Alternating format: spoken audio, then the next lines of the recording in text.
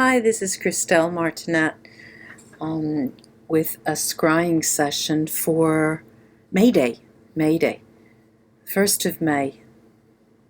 In many parts of the world there is everyone is home not working because it's an internationally recognized holiday for workers. But in many countries there's no observance, and I wanted to take this opportunity to scry.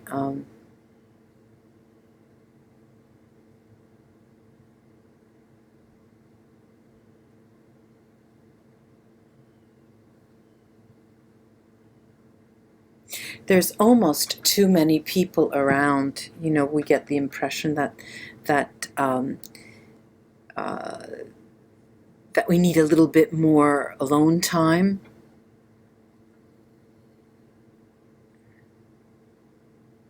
Sort of escape time, not even alone time, more in the sense of escape time, away from the maddening crowd, away from the normal, your normal.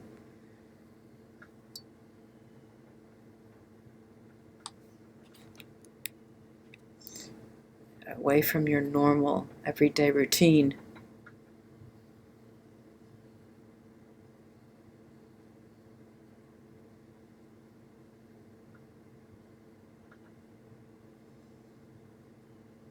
There's sort of a moment that you sort of feel the onset of the winter, what I call the winter of the heart. It's as if, you're feeling, oh my Lord, there's a fear is setting in of being alone, and cold, this feeling of being cold.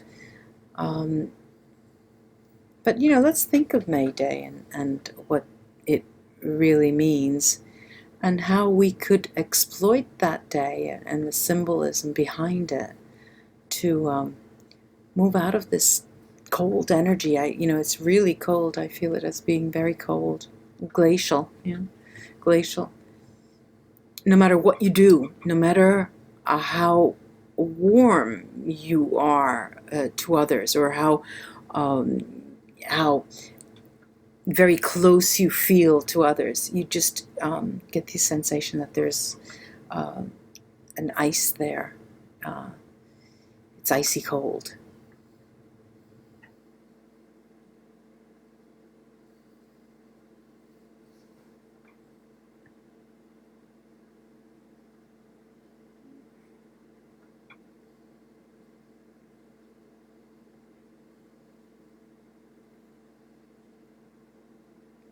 A lot of people in this state of mind, and in this atmosphere, this feeling, this solitude, have a tendency then to, I'm seeing razor blades. I'm seeing not a weapon, but something that is very, very sharp, very, very sharp and cutting. The tongue as well. The tongue as being very sharp and cutting. It's like I said, it's sharp. Every now and then my laptop shuts off. It's sharpness. It's sharpness of the mind as well. There's sharp, razor-edged sharpness, and the edge, like a sword, a double-edged sword. This idea of sharpness has it's cutting like the tongue, and there's a side that I'm seeing that's I would almost call it downright evil, and it's quite interesting though. It's that potentially evil side that's making it interesting to me. In this May Day period, May 1st, from now to May 1st, May 2nd, there is that sharp sense of, I'm sick of being the goody two-shoes person, let me just, speak my mind and get it over with, or I'm going to give that person a piece of my mind, or it's about time we have some order here, and there's a sort of, I'm seeing that a lot of us are going to come out of those roles of acceptable roles, and saying acceptable and expected talk, but really desiring to be very blatant, straightforward, and non incurante, not worrying of what you're going to say and who's going to hear it. And it's nice. It's tantamount to freedom. It's called freedom of speech. And what's interesting is that the sharpness, the theme of sharpness, and the theme of that word sharp, sharp, we say someone is sharp when they dress well, or that they're highly intelligent, or that they are intelligent in a street manner, that their intelligence is not just a theoretical knowledge, but it is wisdom slash slyness almost. And being sharp means understanding very quickly. But the sharpness that I'm seeing, this razor edge, also cuts as well. And I'm reminded of a question that comes up. Why is it necessary when we merge as a couple, when we merge in love, why is it necessary to accept the good with the bad? Why? Why do we have to accept the bad? Isn't it possible simply to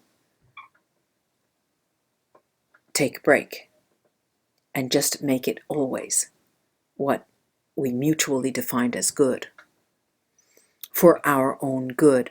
It's difficult for me this evening to come out and make the razors dance in words, because what I'm seeing is something that I'm seeing intentions of pain, causing pain, just for the purpose of getting some kind of feedback, causing pain, or causing, to get a rise out of someone, some action which is aimed at simply at getting your reaction. And I see this as something, slightly evil. It's as if you're playing a game, and among children, and the game becomes a little nasty. It becomes fearful, beyond just the blindfolds and locking someone in a room. For a little child, it's very, very, very evil. And I'm not talking about ages or numbers. At any age, at any phase of your life, when something is done with an intention to get a reaction without following through with any type of communication, it serves no purpose. And you might ask, well, do I have to have a purpose?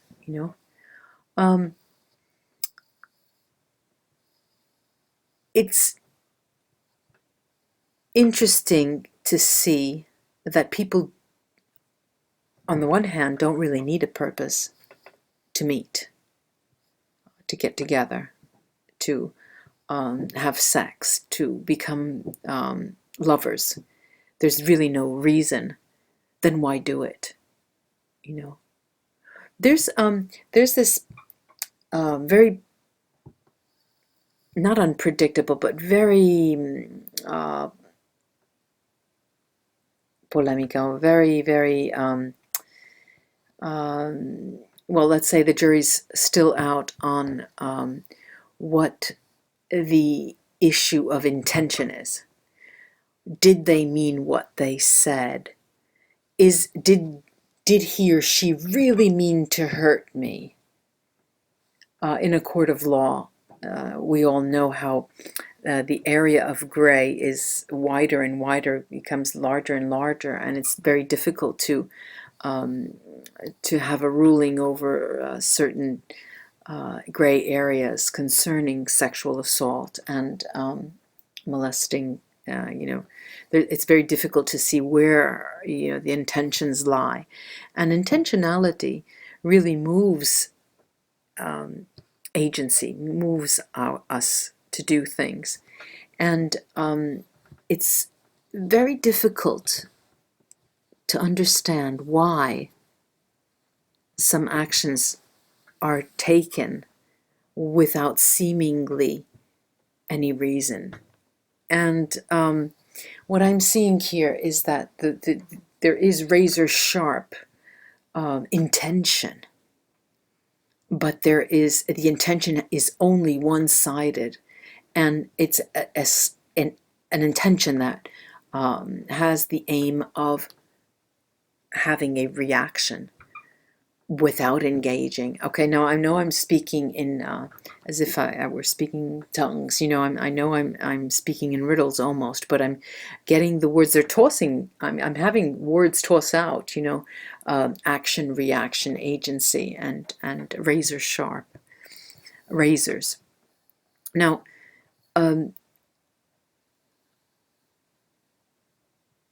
when for just about almost all my life, early teens, I started wearing contact lenses, and I could remember that several times. It must have happened at least three times, and I was right around those years too, the teens, that my eye had become so dried out that the cornea suffered damage, and in the middle of the night, I would wake up screaming because I felt like there were razors on my cornea, and this is what I'm reminded of. And it's as if that those razors are metaphorical, that they can cut, but they also sharpen your vision, but they can also ruin your vision of the overall picture of a couple, of a love.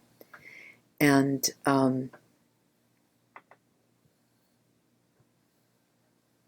love, then even that word becomes so abstract. What is that? What is that? I mean, is that all there is? Or is there more? It's as if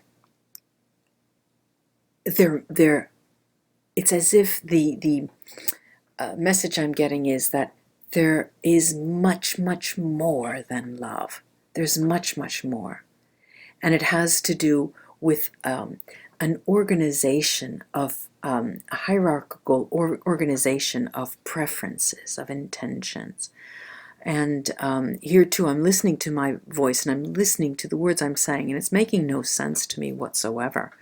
I understand that, but nonetheless, the razor sharp intention of someone else to hurt you, this is the unbearable, this intolerable intention of pain inflicted. Okay, and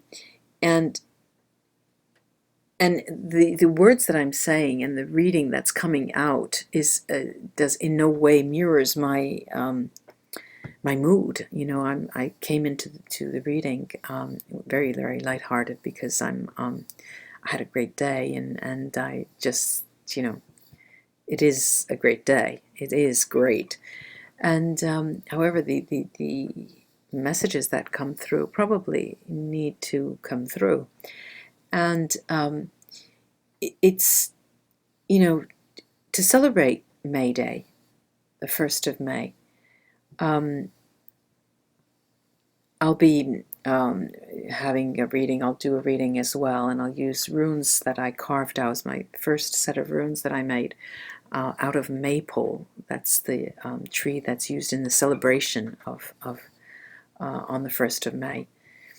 And but what happens with the crystals? The crystals seem to hold, and they hold secrets, you see, and the secrets are always then transmitted or seen, envisioned in a way that, of course, reflects what you're, who you are in the context of where you are, and so it's amazing to me to see that my mood has not been able to sway this these visions, and the color that emerges, the color is the boards and my dog. The color is a very, very light violet, a violet glow. It's as if it would flames with violet around a glow, and regality,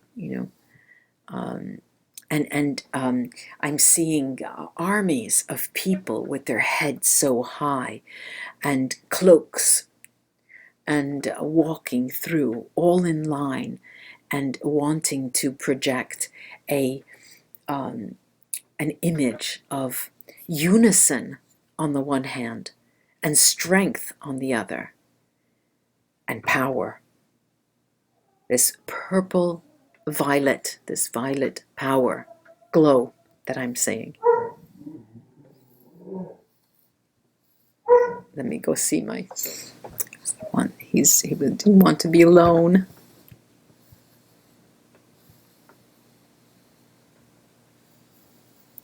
Okay, the power, I was seeing power, an army of people flanked, almost military-like,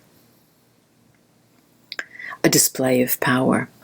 And it's a display of power that is tied into those razors with in the intent of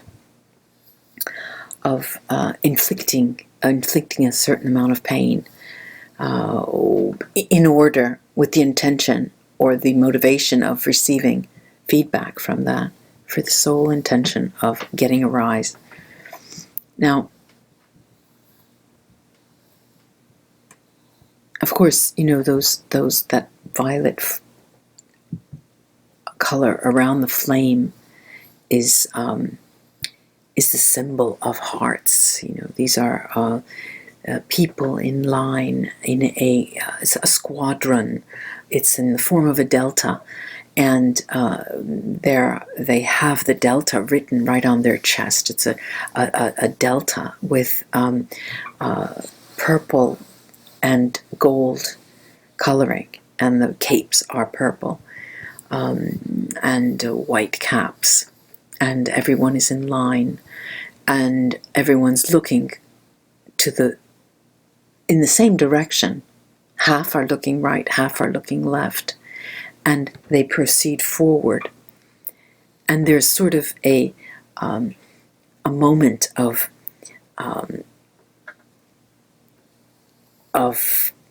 not celebration, an exhibit of power, and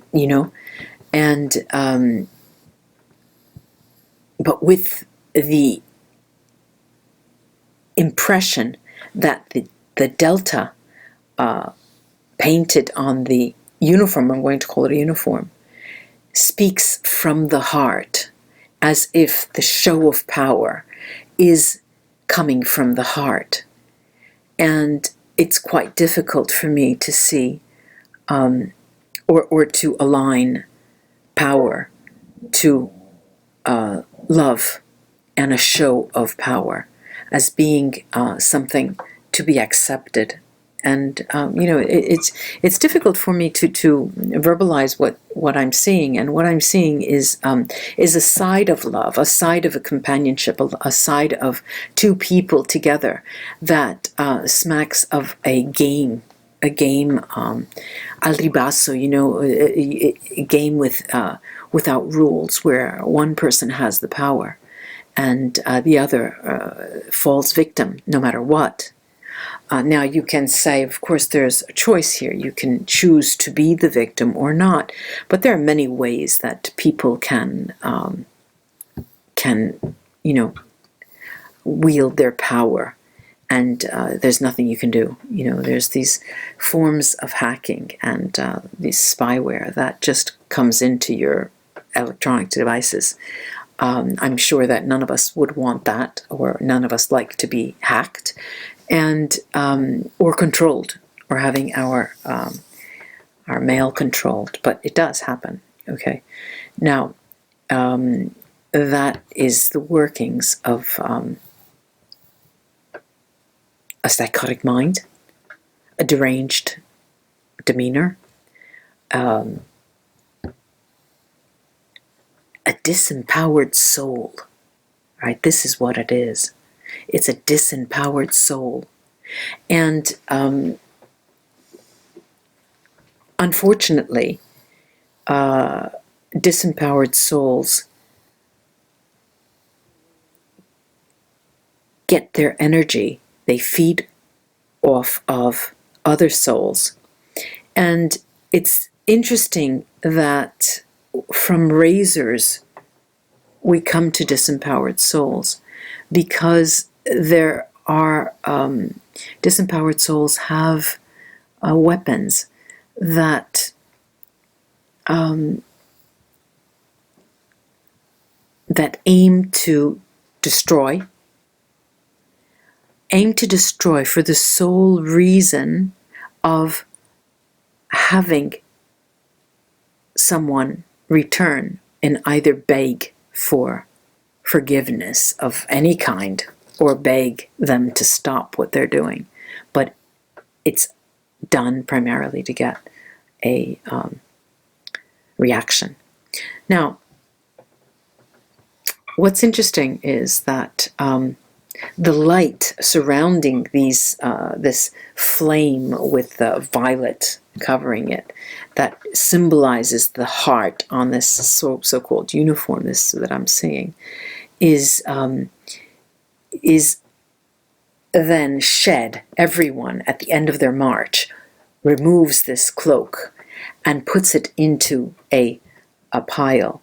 And the flame, a flame is put to these cloaks, and they burn to the heavens, and that is the end of ill intentions. That is the end of anything that was meant to give feedback for any reason. And so it seems that I used the word today, mental masturbation. And this is what I'm getting again. You know, there's the energy of love is spent in a form of mental masturbation instead of extending it, because a disempowered souls have difficulty, impossibility of giving love, period. But then, you know, we come back to that question. Is love all there is? And apparently not. There is the other side of the moon. You know, there is that other side. Let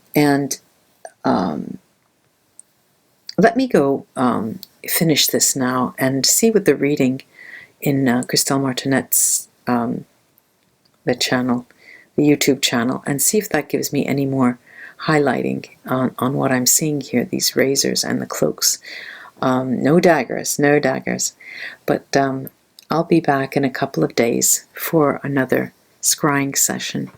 And let's hope those razors are put to the beard.